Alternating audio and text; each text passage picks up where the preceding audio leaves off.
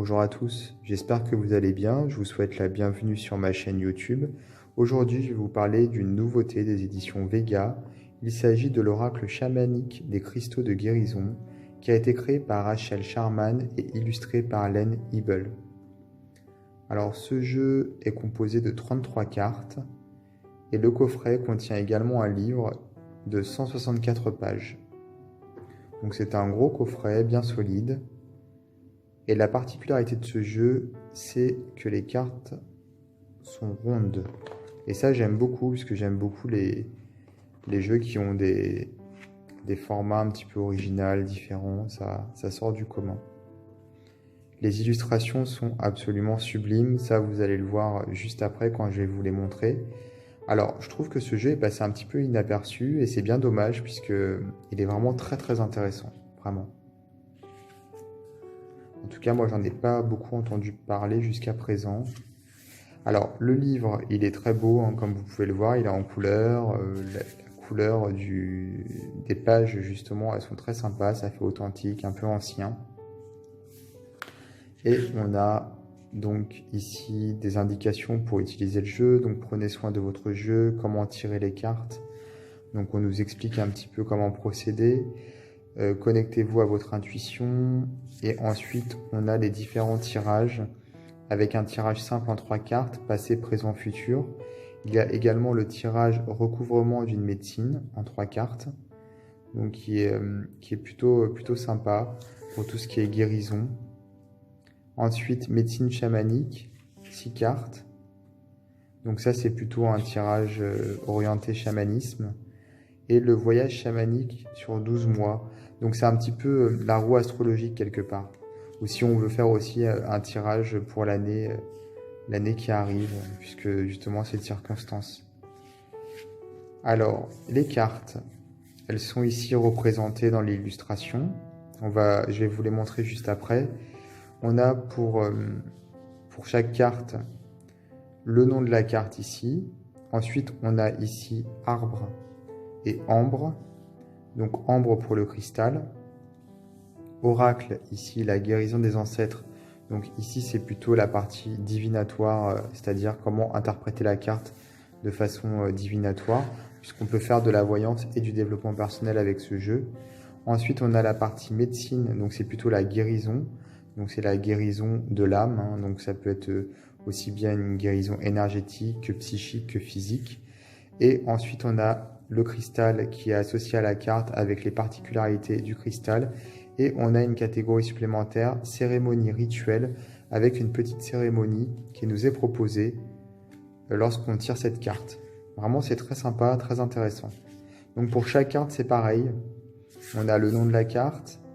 Ici, le monde d'en haut et l'angélite. Donc l'angélite, c'est le nom du cristal. La partie ici divinatoire. Puis médecine, donc pour la guérison.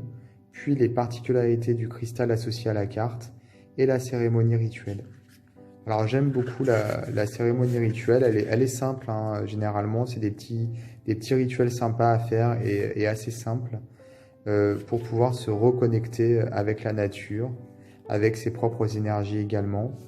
Et puis avec ce jeu, ce qui est sympa, c'est qu'on peut faire donc de la voyance, du développement personnel, tout en travaillant avec les cristaux. Donc si on a des cristaux à la maison, on peut s'en servir, bien entendu.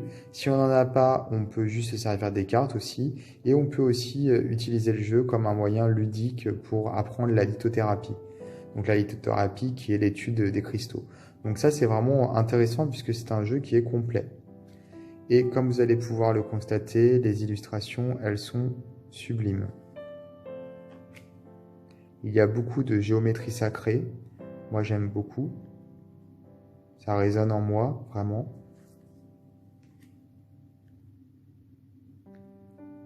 Donc c'est un jeu qui est totalement orienté vers la nature, vers les énergies de la nature.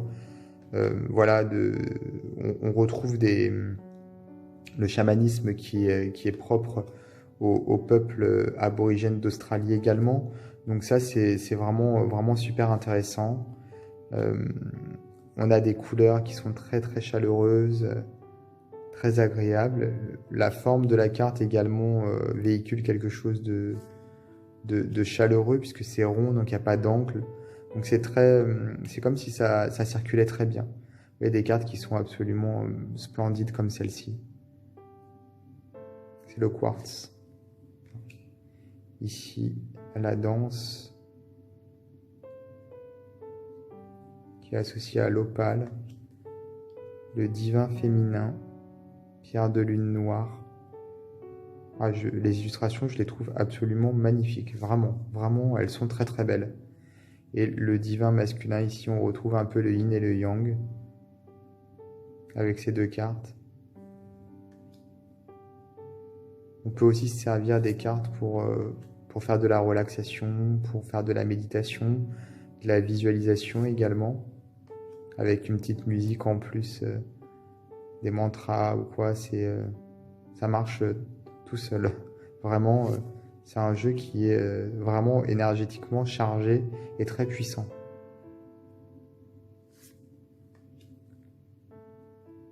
La présence, je suis. On retrouve ici les chakras avec cette silhouette, les couleurs ici également. Donc c'est la célestite pour le cristal. Il y a des pierres que je connais pas, comme la phénacite. Je pense que c'est des pierres qui sont un peu plus rares, ou peut-être un peu moins utilisées en général.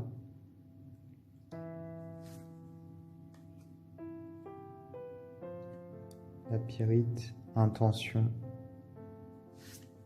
La pyrite qui est un métal finalement, et pas vraiment un cristal.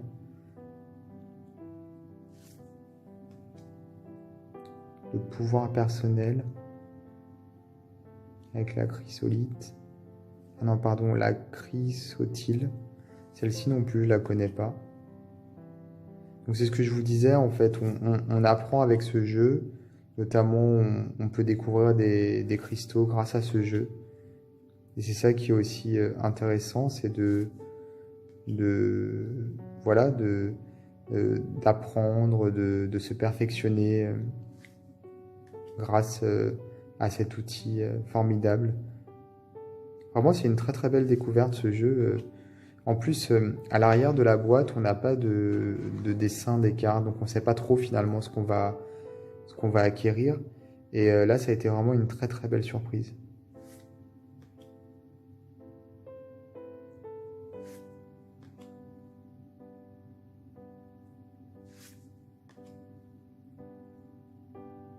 Le recouvrement d'âme, l'enseignant, c'est une très belle carte également, avec cette louve et son petit bébé.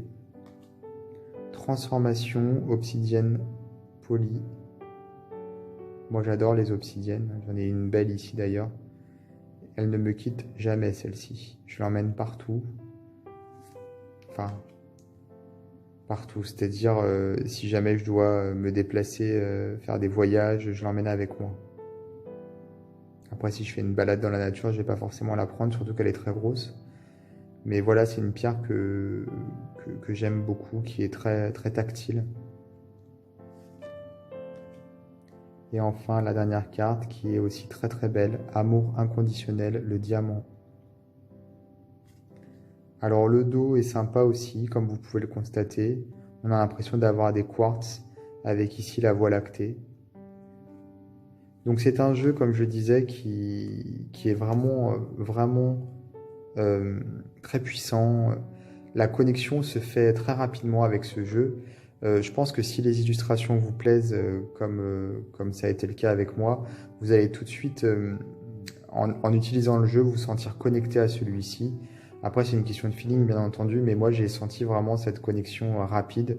Je pense que c'est un tout, c'est la géométrie sacrée, c'est la lithothérapie, c'est la forme du jeu, c'est également le fait d'avoir dans le livre une section sur la médecine, sur la guérison, et également ces petits rituels, ces petites cérémonies qui nous sont proposées, qui sont vraiment très intéressantes. Donc moi, je conseille vraiment ce jeu à toutes les personnes qui font un travail sur les énergies, qui sont un petit peu attirées par le chamanisme également.